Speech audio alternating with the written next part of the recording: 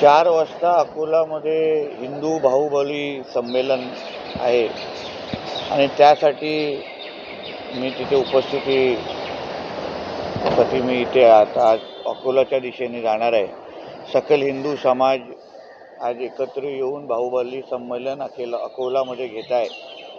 विविध हिंदुत्वाचे विषय तिथे हाताळले जाणार आहेत आणि त्या दृष्टिकोनातून मार्गदर्शन आणि संवाद साधण्यासाठी आज आमचा तिकडचा दौरा आहे.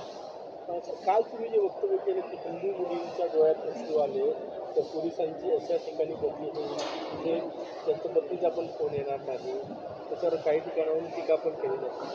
कारण का तिकडली काही परिस्थिती अशी आहे, पोलीस डिपार्टमेंटमधले काही अधिकारी, सगळेच नाही पण काही अधिकारी ते हिंदू समाजावर ज्या मोठ्या प्रमाणामध्ये अन्याय करतायत. काही लव जिहादच्या केसेस आल्या तर 10-10, 15-15 दिवस केसेस दाखल पण करत नाही आहेत.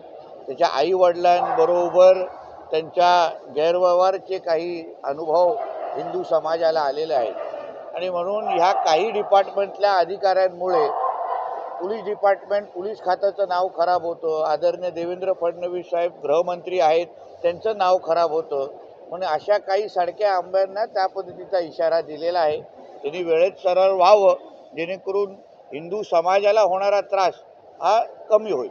भुजबळसह 4 मंत्र्यांना झेंडावमानाची यादीतून वगळलेलं आहे. मराठा आंदोलकांच्या भीतीमुळे वगळण्यात आल्याची चर्चा. तशी माहिती मला नाही आहे. साधारण तसं होत नाही, पण त्याच्या मागची कारणं बघून त्याबद्दल भाष्य करू शकतो. माडाची गरज सर्वसामान्य नागरिकांना परवडत नसताना मात्र अल्प उत्पन्न गटात आमदारांना माडाची गरज मिळाली.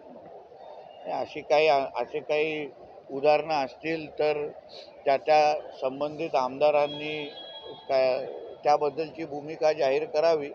पण सगळेच आमदार असे काही आर्थिक सक्षम नसतात. काही काही आमदार सामान्य घरातून पण नंतर जाऊन आमदार होतात. म्हणून त्या आमदाराची आर्थिक परिस्थिती पाहून अगर असे काही निर्णय झाले असतील तर मला असं वाटतं काही चुकीचं नाही.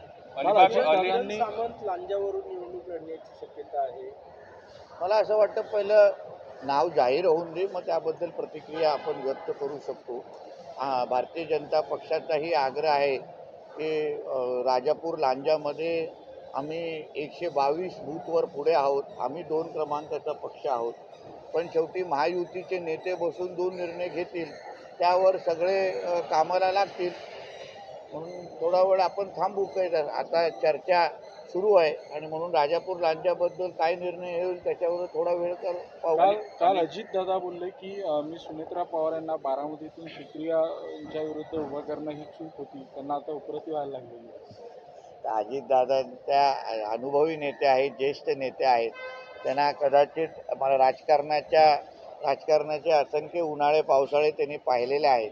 म्हणून कदाचित कुठल्या तरी अनुभवाने हे मत व्यक्त केलं असेल. म्हणून त्याच्यामुळे महायुतीवर काय परिणाम होईल, त्याच्यामुळे महायुतीच्या ते बाहेर निघतील असे उगाच इमले बांधणं चुकीचे आहे. कारण का मी त्यानंतर आदरणीय सुनील तटकरे साहेबांची पण प्रतिक्रिया बघितली. म्हणून एका वक्तव्यामुळे महायुतीमध्ये काही आलबेल नाही, महायुतीच्या बाहेर निघतील असं काय मला वाटत नाही. अलिबागच्या जागेवरून कुठेतरी महाराष्ट्र देशात हो बरोबर आहे. आणि महाराष्ट्र द्वेषाचा कॉन्ट्रॅक्ट खरं म्हटलं तर उद्धव ठाकरेंनी घेतलेला आहे. आणि म्हणून अशा लोकांच्या बुडामध्ये पहिलं घुसलेलं धनुष्यामधलं बाण ते पहिलं काढायला लागेल आणि मग त्यांना पहिला आता एकदाच पॅकअप करून लंडनला पाठवण्याची वेळ आलेली आहे. कारण का महाराष्ट्राला लागलेली कीड त्याचं नावच उद्धव ठाकरे आहे. आणि आता म्हणून ऑक्टोबरला आम्ही हे कायमस्वरूपी ही कीड काढून महाराष्ट्र स्वच्छ करणार आहोत. अलिबागच्या जागेवरून कुठेतरी दिलीप भोयरच्या माध्यमातून महायुतीमध्ये सिंधी पडल्याची चर्चा राजकीय. हे लक्षात घ्या, 3 पक्षाचं जेव्हा सरकार किंवा महायुती असते तेव्हा अशा काही जागांवर चर्चा होतेच. कार्यकर्त्याला उमेदवाराला वाटतं की मलाच ही जागा भेटली पाहिजे, त्या पद्धतीने तो त्याच्या पक्षश्रेष्ठीने बोलतो. म्हणून त्याच्यामुळे काय ठिणगी पडेल, आम्ही एक दुसऱ्याचे कपडे फाडू, आम्ही एक दुसऱ्याचे डोकं फोडू असं काहीच नसतं. तर तिन्ही पक्षाचे प्रमुख नेते एकत्र बसतील. शेवटी महाराष्ट्रामध्ये परत एकदा महायुतीचं सरकार आम्हाला आणायचं आहे, महायुतीचा मुख्यमंत्री आम्हाला बसवायचा आहे. म्हणून त्यासाठी काही तडजोड करायला लागेल ती तडजोड करायला आम्ही तयार आहोत. काल कार्यक्रम करू असं जरांगे पुन्हा एकदा म्हटले. काय जरांगे पाटलांनी जेवढी राजकीय भाषा टाळू शकतात हे त्यांच्यासाठी चांगलं आहे. कारण का मराठा समाजाला त्यांची राजकीय भाषा बिलकुल आवडत नाही आहे. त्यांनी मराठा आरक्षणाबद्दल जेवढं बोलतील तेवढं हिताचं आहे ना. आता प्रत्येक नेता, नाना पटोले काल बोलले की ओबीसीमधून मराठा आरक्षण नको. शरद पवार साहेबांनी सांगितलं आहे की कुठल्याही जातीच्या आरक्षणाला हात न लावता तुम्ही मराठा आरक्षण द्या. उद्धव ठाकरेची पण तीच भूमिका. मग आता मनोज जरांगे पाटील एकटे पळत चाललेले आहेत. म्हणजे आता हे सगळे महाविकास आघाडीचे लोक नेते मंडळी असतील, महायुतीचे नेते मंडळी, सगळ्या जणांनाच अगर कुठल्याही जाती समाजाच्या आरक्षणाला हात न लावता अगर आरक्षण द्यायचं असेल, स्वतंत्र मराठा आरक्षण देण्याची तयारी असेल, तर मग मनोज जरांगे पाटलांनी आता त्याच्याबद्दल भूमिका ती जाहीर केली पाहिजे.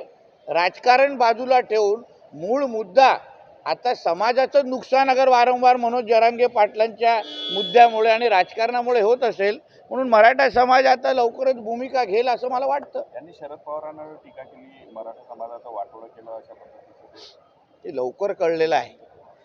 पहिल्या दिवसापासून अगर ती भूमिका घेतली असती ना, तर मला असं वाटतं लोकांना विश्वास तरी बसला असता. आता चारी बाजूनी टीका व्हायला लागलेली आहे, चारी बाजूनी दरवाजे बंद व्हायला लागलेले आहे. आणि आता जेव्हा सरळ स्पष्ट कळलेलं आहे की हा तुतारीचाच माणूस आहे आणि राजकारणच करण्यासाठी त्यांनी हे सगळी मोहीम सुरू केली आहे, म्हणून आता हळूहळू खरा मुखवटा दिसायला लागलेला आहे. Thank you sir. थँक्यू.